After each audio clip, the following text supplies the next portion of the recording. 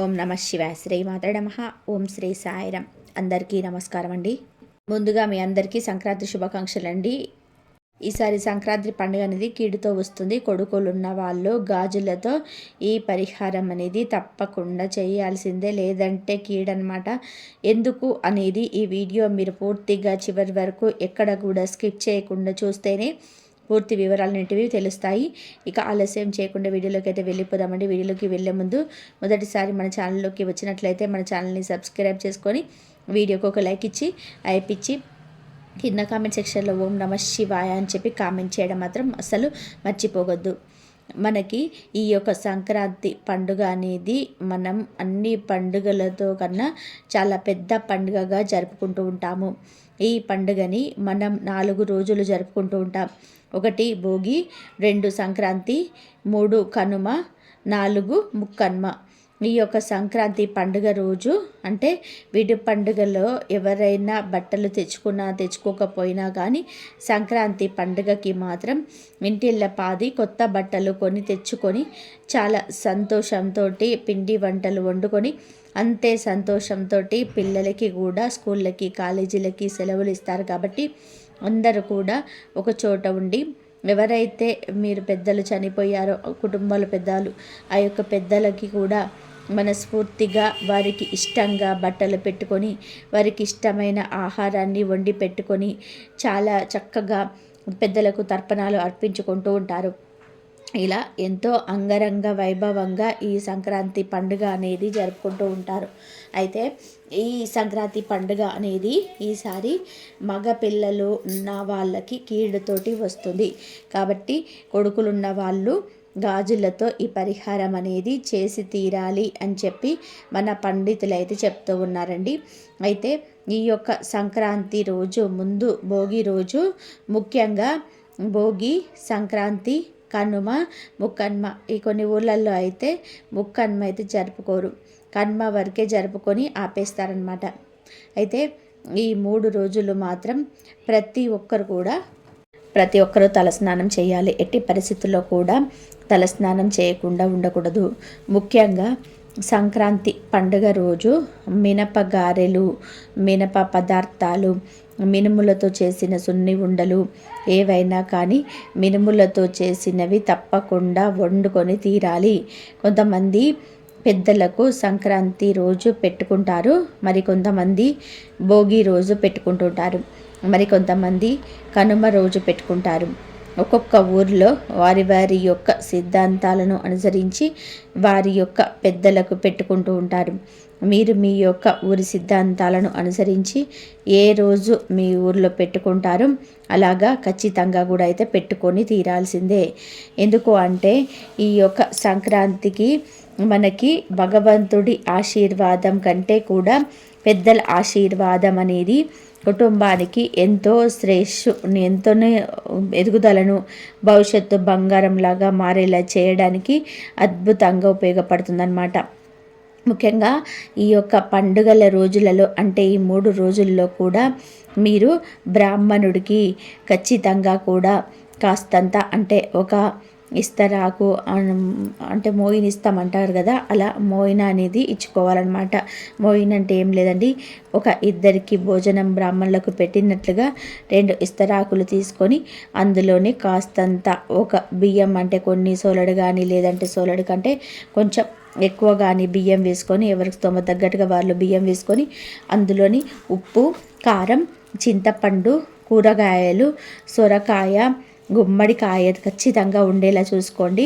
తోటకూర, కాసిన్ని నల్ల నువ్వులు వీటన్నిటిని కూడా కలిపి బ్రాహ్మణుడికి మీరు తర్పణాలు అర్పించిన తర్వాత మీరు చక్కగా అంటే తాంబూలాన్ని కాస్తంత అంటే డబ్బుతోటి పెట్టి కొంతమంది 1000 ఇస్తారు, కొంతమంది 116 ఇస్తారు. అలా తాంబూలాన్ని సమర్పించుకొని ఈ యొక్క పంతులు గారు ఎవరైతే ఉంటారంటే బ్రాహ్మణులు ఎవరైతే ఉంటారో వారి యొక్క ఆశీర్వాదాలన్నిటివి ఖచ్చితంగా కూడా ఈ యొక్క పండుగ రోజులలో పెద్దలకు పెట్టిన తర్వాత తీసుకొని తీరాల్సిందే అని చెప్పి మన ఆచారం అయితే చెప్తుందన్నమాట. ముఖ్యంగా ఈరోజు చేయాల్సినది ఈ 3 రోజులు కూడా సూర్యోదయానికి ముందే నిద్ర లేవాలి. సూర్యోదయానికి ముందే నిద్ర లేచి చక్కగా వెనకటి రోజుల్లో అయితే నల్ల నువ్వులను పిండిగా చేసి ఆ పిండిని ఒళ్ళంతా కూడా నలుగులాగా పెట్టుకొని తర్వాత తలస్నానాన్ని చేసుకునేవారు. భోగి మంటలు వేసినప్పుడు భోగి మంటల దగ్గర కాల్చుకున్న ఆ నీటితోటి ఆ యొక్క వేడి నీరు ఏదైతే ఉంటుందో ఆ నీరు తెచ్చుకొని తలస్నానం చేయడం వలన ఒంట్లో ఉన్నటువంటి అనారోగ్య సమస్యలన్నీ కూడా పోతాయి అని చెప్పి మన పెద్దల యొక్క నమ్మకం. ఇప్పుడు ఎవరు కూడా అలా నల్ల నువ్వులు తెచ్చి పిండి వేసుకొని ఒంటికి నలుగు పెట్టుకొని చేయటం లేదు కాబట్టి ఖచ్చితంగా కూడా నువ్వుల నూనె కానీ శరీరం అంతా కూడా రాసుకొని ఒక అర్ధ గంట సేపు ఉంచుకొని సూర్యోదయానికి ముందే తలస్నానం చేయాలన్నమాట. ఈరోజు మీరు ఖచ్చితంగా కూడా వాకిట్లో మంచిగా ముగ్గులు పెట్టుకొని గొబ్బెమ్మలు పెట్టుకొని గొబ్బెమ్మలను ముగ్గును పసుపు కుంకుమతోటి అలంకరించుకొని పూలతోటి అలంకరించుకోవాలి. ఈరోజు ఇంటికి మామిడి తోరణాలు కట్టుకోవాలి. అలాగే బంతి పూల తోరణాలు కూడా కట్టుకోవాలి. ఈరోజు ప్రత్యేకించి ఇల్లంతా కూడా శుభ్రంగా రాళ్ళ ఉప్పు కలిపిన నీటితోటి శుభ్రపరచుకోవాలి. ఈ విధానంగా ఇల్లును ఈ యొక్క సంక్రాంతి రోజు ఖచ్చితంగా శుభ్రపరచుకోవాలి. ఈ యొక్క సంక్రాంతి పండుగ అంటేనే పెద్దల పండుగ, పెద్ద పండుగ. ఈ యొక్క సంక్రాంతి ముందు రోజులలోనే ఇల్లంతా కూడా బూజులు దులిపేసి చక్కగా ఇంట్లో సామాన్లన్నీ కూడా నీటిని అటక మీద అన్నీ దించి అటక మీద సామాన్లన్నీ కూడా శుభ్రపరచుకొని చక్కగా తుడిచిపెట్టుకుంటూ ఉంటారు. ఆ యొక్క విధంగా చేసుకుంటే మన యొక్క ఇంట్లో ఉండే జ్యేష్ఠాదేవి చెడు శక్తి, నకారాత్మక శక్తులు, కారశక్తులు అన్నీ కూడా వెళ్ళిపోతాయి. ఈ 3 రోజులు కూడా మీరు కాస్తిన్ని నల్ల నువ్వులు అనేటివి మీ యొక్క స్నానం చేసే నీటిలో వేసుకొని ఆ నీటితో స్నానం చేయటం వలన మీకున్నటువంటి శని దోషాలన్నీ కూడా పూర్తిగా పోతాయి. ఇంట్లో ఈ 3 రోజులు ఖచ్చితంగా కూడా మీ యొక్క దేవుని చిత్రపటాలన్నింటినీ కూడా పూలతోటి అలంకరించుకొని నువ్వుల నూనెతోటి దీపారాధన చేయాలి. చాలామందికి కూడా అనుమానం వస్తుంది, అసలు సంక్రాంతి పండుగ రోజు ఏ దేవుడికి మనం పూజ చేసుకోవాలి అనేది. సంక్రాంతి పండుగ రోజు ఈశ్వరుడి ఆరాధన చేసుకోవాలండి. ఈశ్వరుడికి ఈరోజు ప్రత్యేకంగా నల్ల నువ్వులు నీటితో అంటే నీళ్ళల్లో కాసిన నల్ల నువ్వులు వేసి ఆ నీతోటి తెల్లవారుజామునే అభిషేకం చేస్తారనమాట. కాబట్టి అటువంటి అభిషేకాన్ని మీ కళ్ళతోటి మీరు చూసినా కానీ మీకున్నటువంటి శని దోషాలన్నీ కూడా తొలగిపోతాయి. ఇలా ఈశ్వరుడికి ఆరాధన అనేది చేసుకున్న తర్వాత ఈరోజు ప్రత్యేకించి నారాయణ్ణి కూడా పూజ చేసుకుంటూ ఉంటారు. అలాగే శనీశ్వరుడికి ఈరోజు తైలాభిషేకం చేసి చక్కగా 8 నువ్వుల లడ్డూలను అంటే నల్ల నువ్వులు బెల్లంతో కలిపిన ఆ లడ్డూని 8గా చేసుకొని ఆ 8 లడ్డూలను పెట్టి నువ్వుల నూనెతోటి దీపారాధన చేయడం వలన మీకు ఎటువంటి శని దోషాలున్నా కూడా అన్నీ కూడా పూర్తిగా తొలగిపోతాయి. ఈరోజు ప్రత్యేకించి బ్రాహ్మణుడికి పెరుగును దానం ఇవ్వడం అనేది చాలా ముఖ్యమండి. ఈరోజు పెరుగుని ఎవరైతే దానంగా ఇస్తారో సంతానం లేని వారికి సంతానం కలుగుతుంది. అలాగే మా ఇంట్లో అందరూ కూడా ఆడపిల్లలే ఉన్నారు, అసలు మగపిల్లలే మాకు లేరు అని చెప్పి ఎవరైతే అనుకుంటున్నారో మాకు పుత్ర సంతానం కలగాలి అని చెప్పి సంకల్పించుకొని ఈరోజు మీరు బ్రాహ్మణుడికి కనుక పెరుగును దానం ఇచ్చినట్లయితే ఖచ్చితంగా కూడా మీరు అనుకున్న సంకల్పం అనేది సిద్ధిస్తుందన్నమాట. అలాగే ఈరోజు దేవాలయానికి వెళ్ళినా కూడా మీకున్నటువంటి కర్మ దోషాలు ఏవైతే ఉంటాయో ఆ దోషాలన్నీ కూడా పూర్తిగా తొలగిపోతాయి. అయితే ఈ యొక్క సంక్రాంతి కీడుతో ఎందుకు వస్తుంది, కొడుకులు ఉన్న వాళ్ళు ఏ పరిహారం చేయాలి అనేది ఇప్పుడు చెప్పుకుందాం. ముఖ్యంగా ఈ యొక్క సంక్రాంతి రోజు కొడుకులున్న వాళ్ళు ఖచ్చితంగా కూడా చెప్పిన ఈ చిన్న పరిహారం అనేది చేసుకొని తీరాల్సిందే, లేకపోతే కీడు. మనకి సంక్రాంతి అనేది అంటే ఆ మకర సంక్రమణం జరిగిన తర్వాత సాయంత్రం ప్రదోష సమయంలో అంటే 6 గంటల నుంచి 12 గంటల లోపు ఎవరైతే ఒక్క కొడుకున్న వాళ్ళైనా కానీ 2 కొడుకులు ఉన్న వాళ్ళైనా కానీ ఈ పరిహారం అనేది ఖచ్చితంగా చేసుకోవాల్సిందే. ఈ పరిహారానికి మీకు ఎటువంటి డబ్బు అనేది అవసరం లేదు. మన యొక్క హిందూ సాంప్రదాయంలో కొడుకులకి చాలా ప్రత్యేకత ఉంది. అలా అని చెప్పి అమ్మాయిలకు లేదు అని చెప్పడం లేదండి. కాకపోతే అమ్మాయిలు కొంచెం వయసు వచ్చిన తర్వాత ఒక ఇంటికి వెళ్ళిపోతారు. మన బాధ్యతలు అంటే పెద్దల బాధ్యతలు కొడుకులే చూస్తారు కాబట్టి, ఇంటి పేరును కూడా నిలబెడతారు కాబట్టి, వంశాన్ని వృద్ధి చేస్తారు కాబట్టి, ఆ కొడుకు పుష్టిగా పెరగాలి, బలంగా పెరగాలి అని చెప్పి ప్రతి తల్లిదండ్రులు కూడా కోరుకుంటారు. ఆ యొక్క ఉద్దేశంతో కొడుకులు ఎటువంటి అనారోగ్య సమస్యలకు గురి కాకూడదు, ఎటువంటి ప్రమాదాలు కూడా కొడుకు జరగకూడదు, కొడుకు చక్కగా మంచిగా బుద్ధితోటి నిండు నూరేళ్ళు ఆరోగ్యాలతో ఉండాలి అని చెప్పి ప్రతి తల్లిదండ్రులు కూడా కోరుకుంటుంటారు. అలా ఎవరైతే కోరుకుంటారో వారు ఖచ్చితంగా కూడా ఈ పరిహారం అనేది చేసుకొని తీరాల్సిందే అని చెప్పి మన పండితులు బల్లగుద్ది చెప్తున్నారు. లేకపోతే కీడు అని కూడా చెప్తున్నారు. ఎందుకు అంటే ఇప్పుడు ఒక వయసు వచ్చిన తర్వాత పిల్లలు మనం చెప్పిన మాట వినటం లేదు. అందులో మగ పిల్లలకి కాస్తంత దురుకు ఎక్కువ, స్పీడ్ ఎక్కువ. అలాగే ఇప్పుడున్న జనరేషన్ బట్టి వారి యొక్క చెడు అలవాట్లు అనేటివి ఏ విధంగా ఉంటున్నాయో మన కళ్ళతో మనం చూస్తూనే ఉంటున్నాము. అలాగే బైకులు స్పీడ్గా నడపడం వల్ల, కారులు స్పీడ్ డ్రైవ్ చేయడం వల్ల ఎటువంటి ప్రమాదాలు జరుగుతున్నాయో కూడా చూస్తూనే ఉన్నాం. ఇంటి నుంచి బయటికి వెళ్ళిన కొడుకు టైంకి ఇంటికి రాకపోయినసరికి ఆ తల్లి ఎంత ఆవేదన చెందుతుందో ఒక తల్లికి మాత్రమే తెలుసు. అలాగా మీ బిడ్డకి ఎటువంటి కీడు జరగకుండా ఉండాలి అన్నా కానీ, ఇంకా ముఖ్యంగా మన యొక్క బంధువులలోని మన బిడ్డల మీద పడి ఏడ్చే వాళ్ళు చాలామంది కూడా ఉంటారు.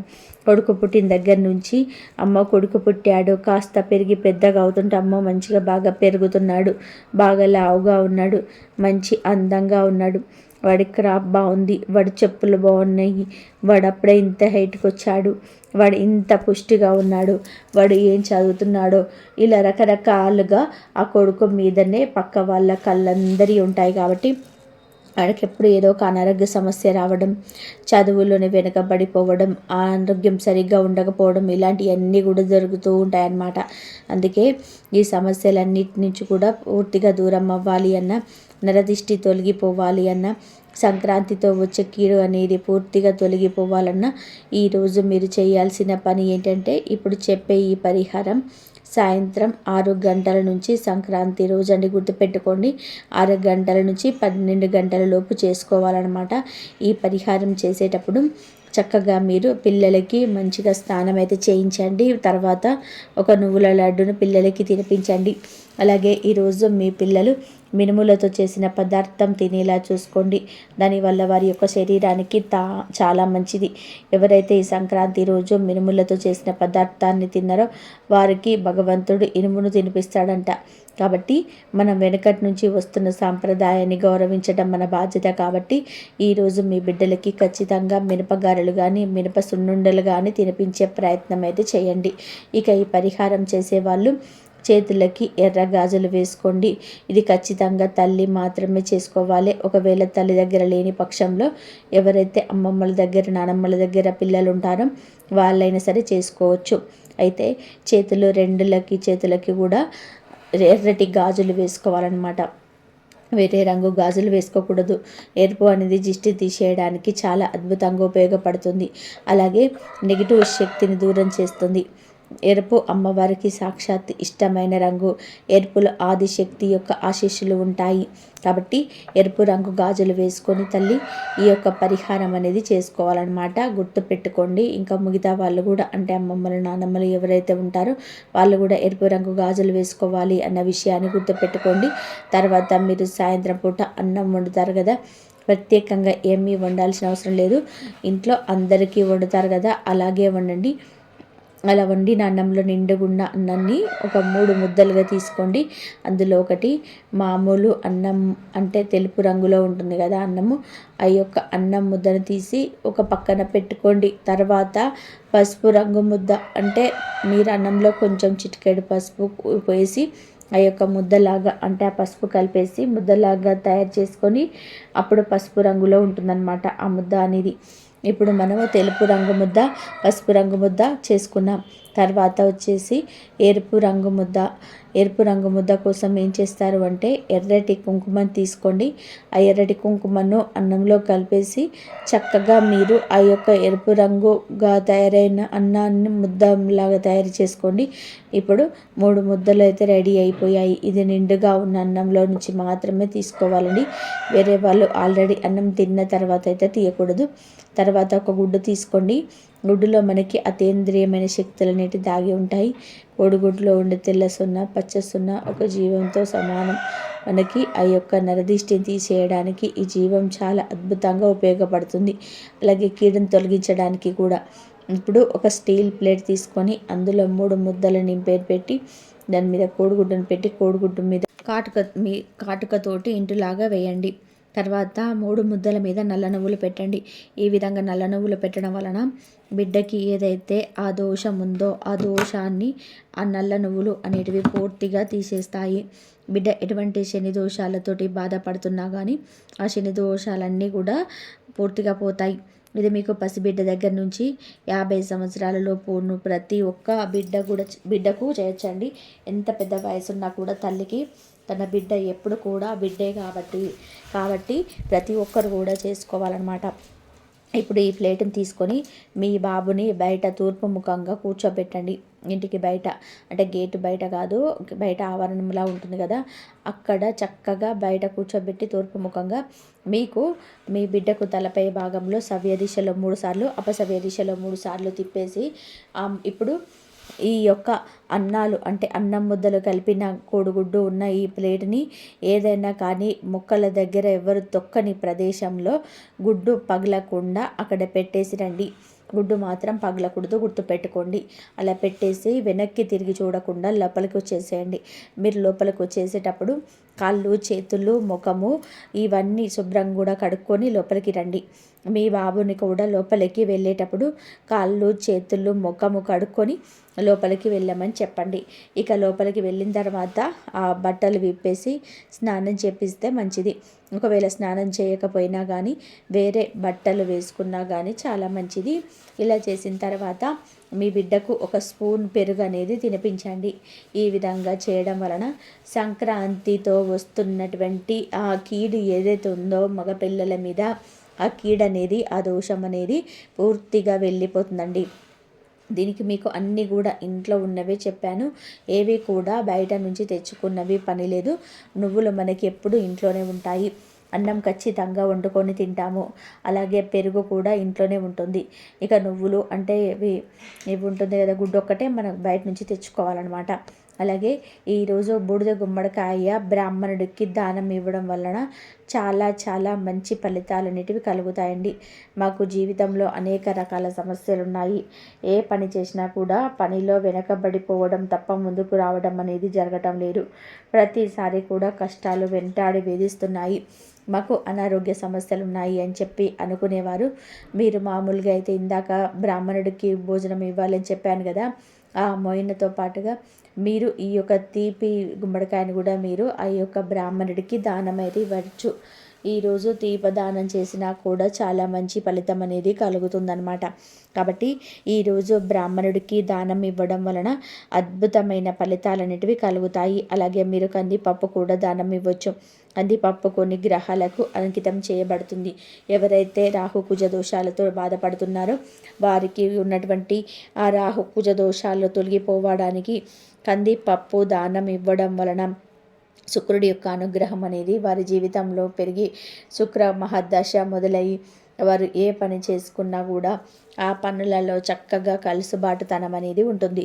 ఈరోజు ఖచ్చితంగా కూడా స్నానం చేసేటప్పుడు మీ భోగి రోజు కానండి, కనుమ రోజు కాదు, సంక్రాంతి రోజు గుర్తుపెట్టుకోండి.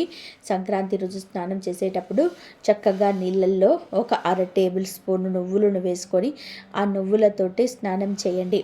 మీ పిల్లలకు కూడా ఖచ్చితంగా కూడా ఒక 1/2 స్పూన్ నువ్వులు వేసి ఆ నువ్వులు నీటితోటి స్నానం చేయించండి. దీనివల్ల శని దోషాలు, ఏలినాటి శని దోషాలు, అర్ధాష్టమ దోషాలు, పిల్లలకి కీడుతో వచ్చిన ఈ సంక్రాంతి దోషము ఇవన్నీ కూడా తొలగిపోతాయి. చాలా సింపుల్గా చేసుకోవచ్చు. ఎటువంటి సమస్యలు ఉండవు. ఇది చేసిన తర్వాత ఇక మీ బాబుకి ఎటువంటి ఇబ్బంది ఉండదు. మీ బాబు ఆరోగ్యాలతో నిండు నూరేళ్లుగా ఆనందంగా ఉంటాడు. అర్థమైంది కదండి. ఈరోజు ఈ వీడియో మీ అందరికీ కూడా నచ్చింది అనుకుంటున్నాను. నచ్చింది అనిపిస్తే వీడియోకి ఒక లైక్ ఇవ్వండి. లైక్ ఇచ్చిన వెంటనే హైప్ అని వస్తుంది, హైప్ ఇవ్వండి. కింద కామెంట్ సెక్షన్లో ఓం నమః శివాయ అని చెప్పి కామెంట్ చేయండి. మొదటిసారి మన ఛానల్లోకి వచ్చినట్లయితే మన ఛానల్ని సబ్స్క్రైబ్ చేసుకొని సపోర్ట్ చేయండి. ఇది ప్రతి ఒక్కరికి కూడా ఈ వీడియోను షేర్ చేయండి. ఎందుకు అంటే ఎవరికైతే కొడుకులు ఉన్న వారు ఉన్నారో, ఒక కొడుకున్న, ఇద్దరు కొడుకులున్నా, ముగ్గురు కొడుకులున్నా కానీ వాళ్ళకి ఈ వీడియోని మీ యొక్క స్నేహితులలో కానీ, బంధువులలో కానీ, ఫ్యామిలీ బంధువులలో కానీ ఉంటారు కదండి, వాళ్ళకి కూడా వీడియోని షేర్ చేయండి. వారు కూడా తెలుసుకుంటారు, చేసుకుంటారు. ఇలా చేసుకోవడం వలన కూడా మీకు కొంచెం పుణ్యం అనేది వస్తుందన్నమాట.